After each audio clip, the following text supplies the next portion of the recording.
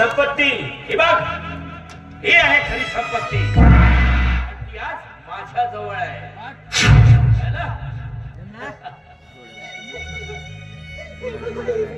सगळी संपत्ती तुम्ही तुमची घेऊन मला तुमची मुलगी एवढी सुद्धा नको.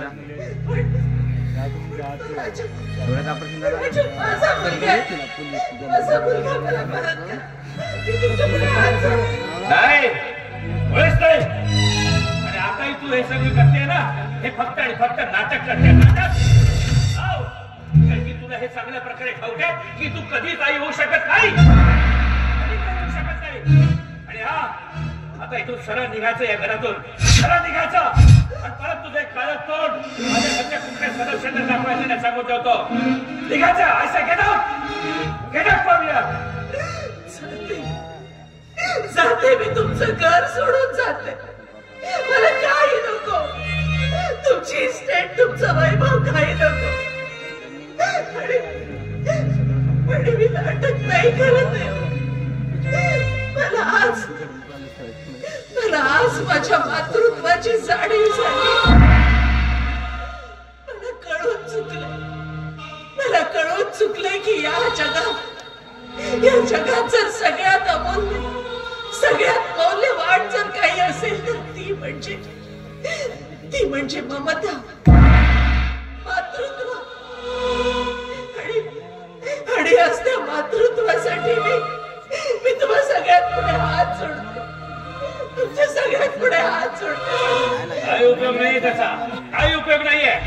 आता मी सांगतो इथेच याच घरात तू मला सांगितलं होतं ना की घरातून सरळ निघून जायचं. तेव्हा आज मी तुला सांगतोय की तू या घरातून सरळ सरळ इथून निघून जायचं. आणि हा आज तुला बघून एक म्हण आठवत आहे का मला.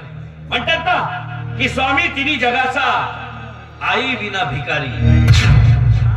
ती म्हण थोडीशी वेगळी करावीशी वाटते मला की स्वामी तिन्ही जगाचा, मुला विना भिकारी. भिकारी झाली असतो पूर्णपणे. आता भिकारी भिकारी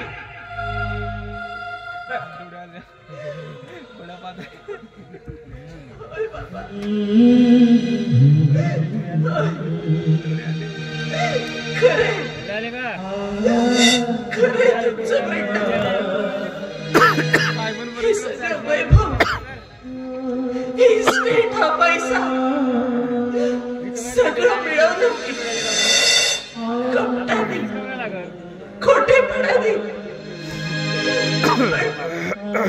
पण इतका पैसा असूनही आज मी खरंच भिकारी झाले. मी खरंच भिकारी झाले बाबा.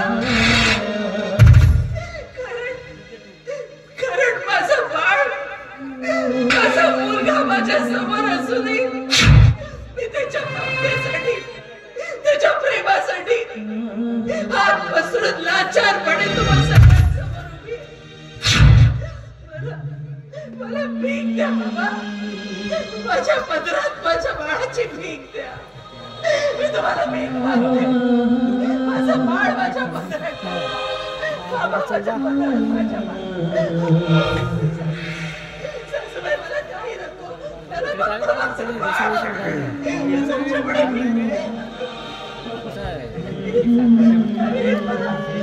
माझ्या बाळाची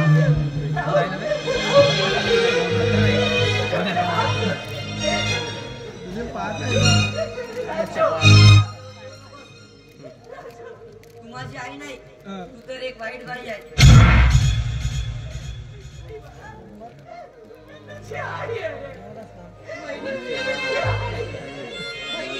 तुला काय कमी केली होती का?